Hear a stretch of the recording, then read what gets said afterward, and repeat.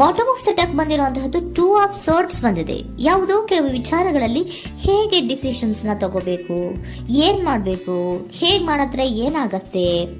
ಕೆಲವೊಬ್ಬರಿಗೆ 2 options ಗಳಿರುವಂತಹದ್ದು represent ಆಗ್ತಾ ಇದೆ, ಅಥವಾ ಕೆಲವೊಂದು ಆಪ್ಷನ್ಸ್ ಗಳು ನಿಮ್ಮಲ್ಲಿ ಇರುವಂತಹದ್ದು ರೆಪ್ರೆಸೆಂಟ್ ಆಗ್ತಾ ಇದೆ. ಸೊ ಅದಕ್ಕೆ ನಿಮ್ಗೆ ಸ್ವಲ್ಪ ಕಷ್ಟ ಆಗ್ತಾ ಇದೆ. ಕೆಲವೊಂದು ಡಿಸಿಷನ್ಸ್ ಗಳನ್ನ, ನಿರ್ಧಾರಗಳನ್ನ ಮಾಡೋದು ನಿಮ್ಗೆ ಸ್ವಲ್ಪ ಕಷ್ಟ ಆಗ್ತಾ ಇರುವಂತಹದ್ದು ಬಾಟಮ್ ಆಫ್ ದ ಡೆಕ್ ಅಲ್ಲಿ ರೆಪ್ರೆಸೆಂಟ್ ಆಗ್ತಾ ಇದೆ.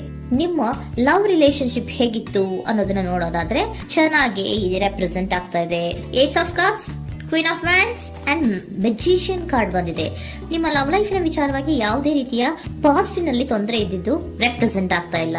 ನೀವು ತುಂಬಾ ಚೆನ್ನಾಗೇ ಇದೆ, ಒಂದು ಕ್ಯೂರಿಯಾಸಿಟಿ ಇತ್ತು, ಬಹಳಷ್ಟು ತುಂಬಾನೇ ನೀವು ಲವ್ ಲೈಫಿನ ವಿಚಾರದಲ್ಲಿ ಬಂದಾಗ ನೀವು ನಿಮ್ಮ ಲವ್ ಲೈಫಿನಲ್ಲಿ ತುಂಬಾನೇ ಮಾತಾಡಿದ್ದೀರಾ. ನೀವಿಬ್ರು ತುಂಬಾ ಟಾಕ್ಟಿವ್ ಆಗಿ ಇಬ್ರು ಕೂಡ ತುಂಬಾ ಚೆನ್ನಾಗಿ ಮಾತಾಡಿದ್ದೀರಾ.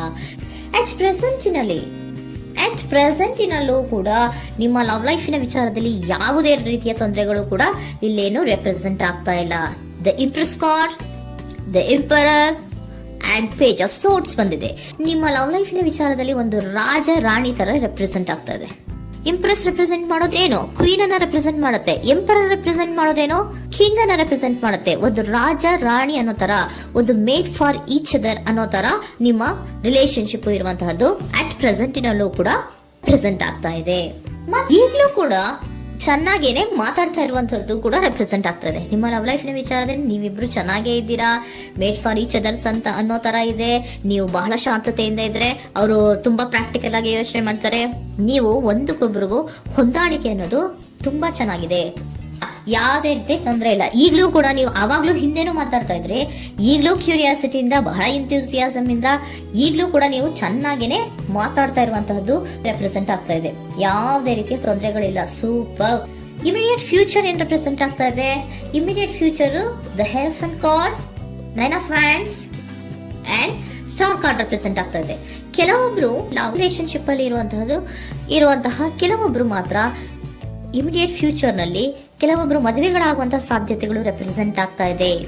ಒಂದು ಸೀರಿಯಸ್ ಕಮಿಟ್ಮೆಂಟ್ ಇರುವಂತಹದ್ದು, ಬರೀ ಪ್ರೀತಿ ಮಾಡುವಂತಹದ್ದಲ್ಲ, ಒಂದು ಸೀರಿಯಸ್ ಕಮಿಟ್ಮೆಂಟ್ ಅಲ್ಲೂ ಕೂಡ ಇರುವಂತಹದ್ದು ನಿಮ್ಮ ಲವ್ ಲೈಫಿನಲ್ಲಿ ರೆಪ್ರೆಸೆಂಟ್ ಆಗ್ತಾ ಇದೆ.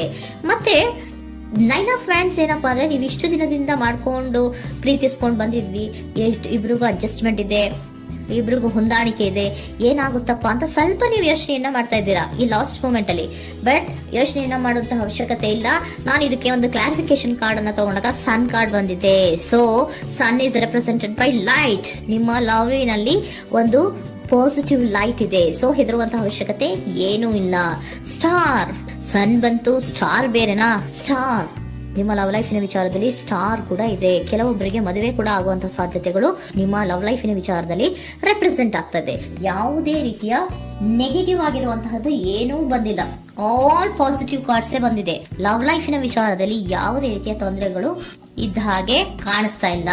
ಬಟ್ ನೀವು ಸ್ವಲ್ಪ ಕೆಲವೊಂದು ಏನ್ ಮಾಡೋದು ಅಂತ ಸ್ವಲ್ಪ ನೀವು ಆಲೋಚನೆಯನ್ನ ಮಾಡ್ತಾ ಇರುವಂತಹದ್ದು, ಸ್ವಲ್ಪ ಕೆಲವೊಂದು ನಿರ್ಣಯಗಳನ್ನ ಮಾಡೋದಕ್ಕೆ ಸ್ವಲ್ಪ ಕಷ್ಟ ಆಗ್ತಾ ಇರುವಂತಹದ್ದು ರೆಪ್ರೆಸೆಂಟ್ ಆಗ್ತಾ ಇದೆ ಅಷ್ಟೇ. ಅಷ್ಟನ್ನ ಬಿಟ್ಟರೆ ನಿಮ್ಮ ಲವ್ ಲೈಫಿನ ವಿಚಾರದಲ್ಲಿ ಯಾವುದೇ ರೀತಿಯ ತೊಂದರೆಗಳೇನು ಇಲ್ಲಿ ರೆಪ್ರೆಸೆಂಟ್ ಆಗ್ತಾ ಇಲ್ಲ.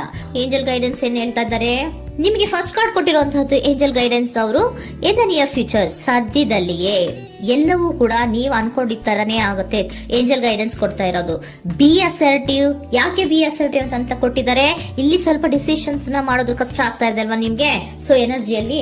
ಸೊ ಅದಕ್ಕೆ ಹೇಳ್ತಾ ಇದ್ದಾರೆ ದೃಢವಾಗಿರು, ಆತ್ಮವಿಶ್ವಾಸದಿಂದ ಇರು, ಯಾವುದಕ್ಕೂ ನೀವು ಹೆದರ್ಕೋಬೇಡ ಅಂತ ಹೇಳ್ತಾ ಇದ್ದಾರೆ. ಪೀಸ್ಫುಲ್ ರೆಸಲ್ಯೂಷನ್, ಎಲ್ಲವೂ ಕೂಡ ಶಾಂತಿಯುತವಾಗಿಯೇ ಮುಗಿಯುತ್ತೆ, ನೀನೇನಕ್ಕೂ ಯೋಚನೆಯನ್ನ ಮಾಡಬೇಡ.